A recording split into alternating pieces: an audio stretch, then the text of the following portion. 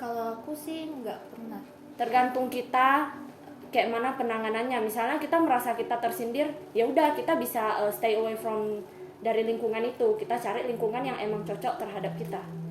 Menurut saya sih saya udah tunjukin sih sikapnya, karena di sekolah saya kan nggak cuma orang Tionghoa aja nih, ada yang ras dari Batak, Palembang itu juga ada.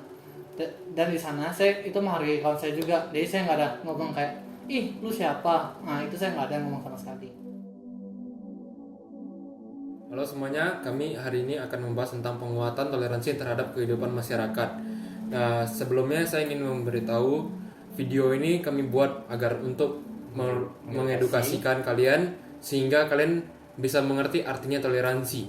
Jadi saya peringatkan kembali kalau kata-kata yang kami keluarkan bisa dapat menyinggung. Jadi saya ulangi, ini merupakan video edukasi. Sekian dari kami, terima kasih.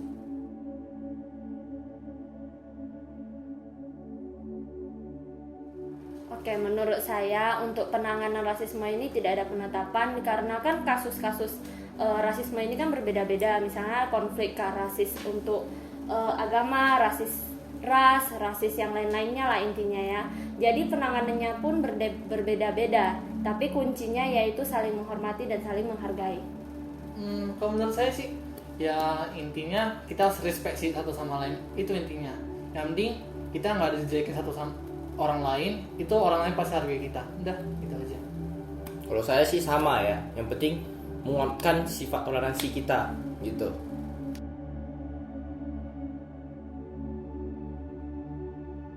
Menurut saya sih toleransi kan harus dilakukan. Jadi kalau saya sudah menerapkan sikap toleransi ini dengan cara misalnya ada teman saya yang sedang beribadah, pasti saya akan menghargainya. Oke, kebetulan kami satu sekolah nih, jadi kalau saya rasa saya udah terapin nih toleransi ke kehidupan saya. Kayak saya respect ke kawan saya walaupun dia beda ras, saya tetap respect nih. Kayak nggak ada bilang lu dari mana sih, kayak lu siapa sih, nah gitu. Saya masih respect sih ke kawan saya.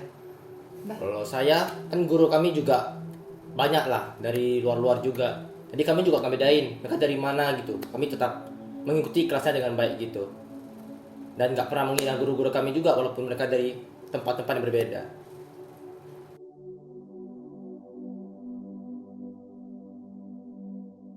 Oke, jadi kan kita tahu tuh hoax itu udah jelas berita yang kurang benar informasinya atau bisa dibilang palsu. Jadi seharusnya kalau kita mendengarkan berita-berita yang kurang memastikan, kita harus lebih selektif dong. Kalau misalnya nih tentang kasus A, kalian tertarik banget sama kasus ini tapi masih kurang pasti cuman karena yang ada di situ kan cuma satu artikel misalnya nih.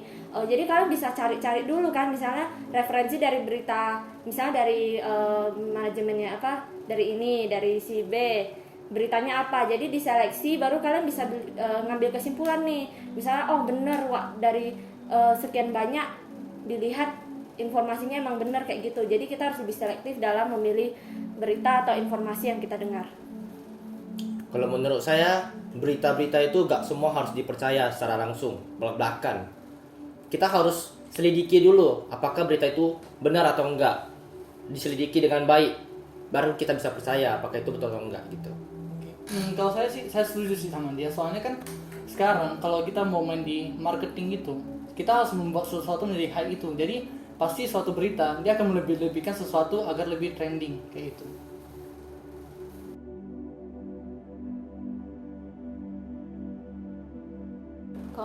Kalau saya sih tidak pernah. Cuma misalnya kalau melihat di sekitar saya, itu misalnya di perkumpulan teman-teman saya, itu kan ada kayak misalnya ada yang berkulit agak gelap, ada yang berkulit agak terang. Terus bagi orang sih mereka kayak bercanda gitu, tapi bagi orang yang diomongin itu kemungkinan jadi kayak menusuk gitu. Iya, mungkin maksud dia kayak gini, misalnya si A nih berkulit gelap, si B berkulit terang. Nah, tapi si B ini suka ngomongnya kayak, "Hey kamu, ini nih warna ini," menyebutkan warna untuk mengidentikan orang ini. Ini sebenarnya bukan menurut yang ngomong itu kayak cuman ngomong doang, tapi yang dengar itu kayak sakit banget sih, kok saya dibilang warna padahal saya manusia gitu. Mungkin maksudnya begitu. Kalau aku sih, kalau kasus-kasus sih nggak sampai namanya sampai kasus ya. Kalau kasus tuh kan kayak mungkin agak berat itunya. Jadi menurut saya tuh tergantung kita kayak mana penanganannya. Misalnya kita merasa kita tersindir, ya udah kita bisa stay away from dari lingkungan itu. Kita cari lingkungan yang emang cocok terhadap kita. Kalau saya sih nggak pernah ya. Mungkin lingkungan saya udah menerapkan sikap toleransi. Kalau kamu?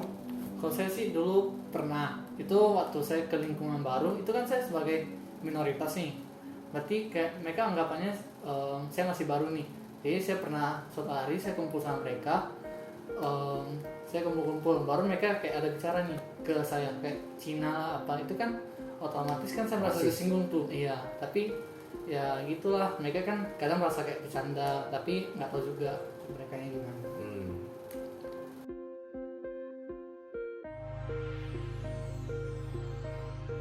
Saran saya sih tindakan rasisme ini kan bukan perbuatan yang baik ya, jadi mungkin kalau bisa dikurangin gitu, kalau bisa janganlah gitu.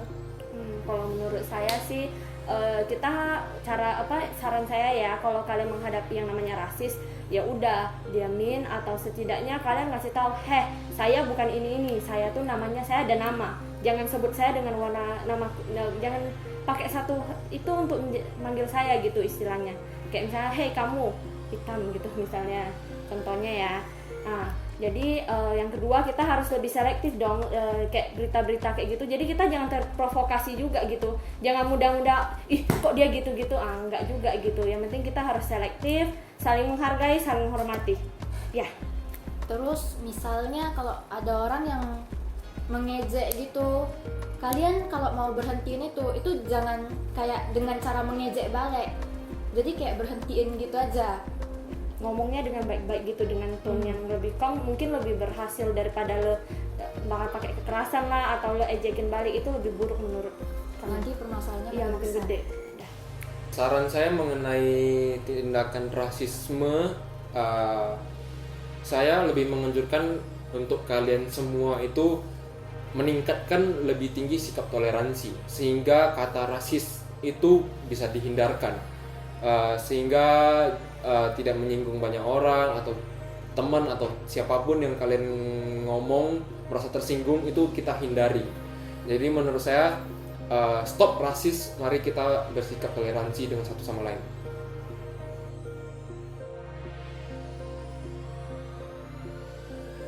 Jadi menurut saya mengenai kasus Stop Asian Hate itu, tanggapan saya karena saya orang Asia, di mana kasus ini menurut saya itu cukup berat gitu. Mengapa saya mengatakan begitu? Karena sekeliling saya merupakan orang bisa dibilang Asia, sehingga sifat-sifat yang bisa terjadi rasisme itu seperti contoh kata-kata hate, mungkin seperti kayak kamu Cina gitu. Menurut saya itu hal yang tidak patut dikatakan gitu. Dan saya juga pernah mengalami gitu, seperti di perkumpulan saya gitu. Memang menurut saya ini bercanda, tapi walaupun bercanda kita juga harus membatasi.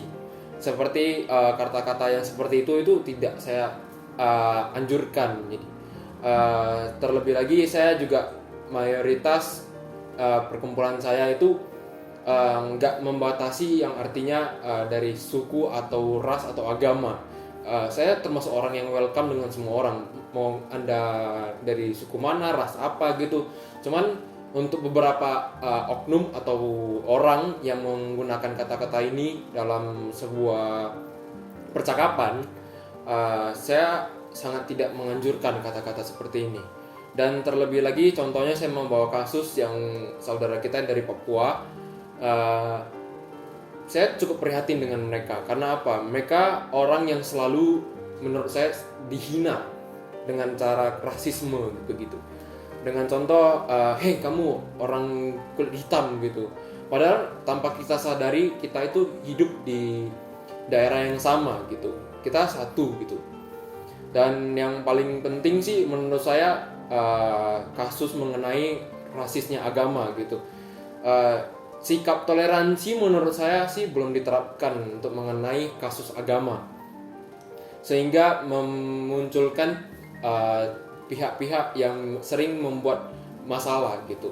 Jadi sering ada yang menyinggung kalau misalkan agama, contoh kita tidak menyebutkan agama A sering membuat begini gitu, sehingga di mata masyarakat kalau agama ini sangat hancur gitu.